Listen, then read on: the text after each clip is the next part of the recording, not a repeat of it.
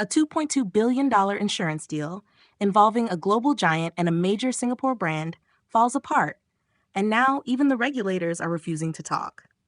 The Monetary Authority of Singapore, or MS, has just declined a meeting request from former NTUC Income CEO Tan Chieh over the failed sale of income insurance to German insurer Allianz. This move has only deepened public interest and raised fresh doubts about how such a massive deal could have been pushed so far, only to collapse under intense political and public scrutiny. MS issued its statement late on the 23rd of June 2025, a day before Income's annual general meeting. It restated that everything that needed to be said had already been addressed in Parliament. But instead of closing the case, the regulator's comments may have reopened a flood of questions that Tan himself has been asking very publicly. Let's rewind for a moment. Back in July 2024, AS granted approval under Singapore's Insurance Act for Allianz and NTUC Enterprise to act together and acquire more than 5% of Income's voting shares. But, and here's the key point, this wasn't the same as giving Allianz formal control over Income. That would have required a separate application, which MAS says was never submitted. In fact, Allianz's business plan included a massive $1.85 billion capital return to shareholders. But MS said no such application for this cash extraction was ever formally sent to them. And if it had been, it would have needed a totally different approval process. Fast forward to Parliament in August and October 2024. Then MS Deputy Chair Chieh told lawmakers that the deal was still going through due process. But later that year, the government realized something deeper was at stake. Income's commitment during its 2022 corporatization to protect a $2 billion surplus for public good. The shocker?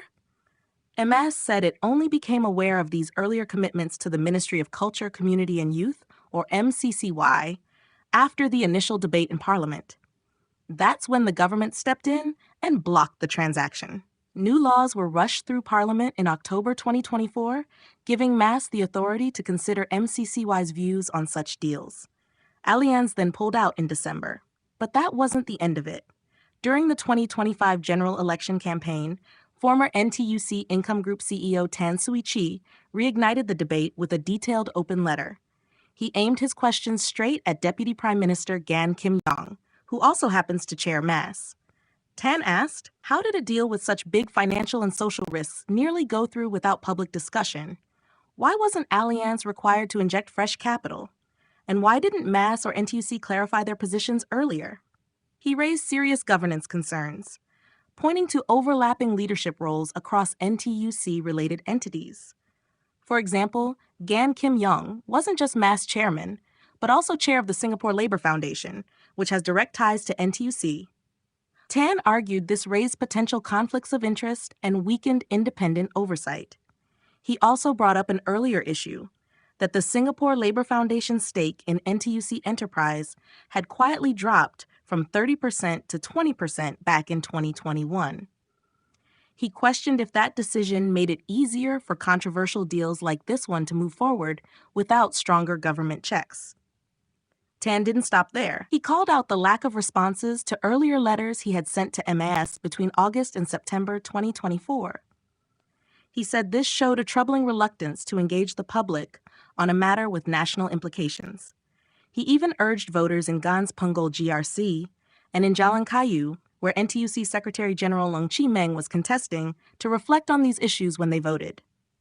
Tan said his appeal wasn't political, but a call for greater transparency and accountability in how Singapore's public interest organizations are run. Leung Chee Meng, in response, defended the deal, saying it was made in good faith. He said a review had since been launched within NTUC Enterprise to learn from the incident. But he didn't directly address the most controversial part, the capital reduction plan. In fact, it was later revealed in Parliament that NTUC's top leadership didn't even know about this clause until October 2024, months after the deal was already in motion.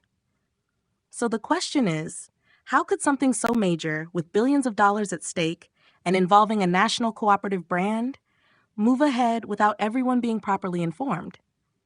Did internal checks fail? Was there a deeper issue with how decisions were being made and communicated? In its most recent statement, MAS stood firm. No deal was approved, all procedures were followed, and the public has been informed. But at the same time, Mass did not answer Tan's biggest questions, like why Allianz wasn't required to commit fresh capital or how the social mission of income was protected throughout the process. So even though the deal is dead, the fallout is very much alive. It's not just about one transaction anymore. It's about how public institutions, regulators, and cooperatives should work together, or at least be held accountable when they don't. What do you think? Should regulators be more transparent with the public? And do Singapore's cooperative-linked entities need stronger checks and balances? If you find this interesting, don't forget to like, share, and subscribe to our channel, 2230.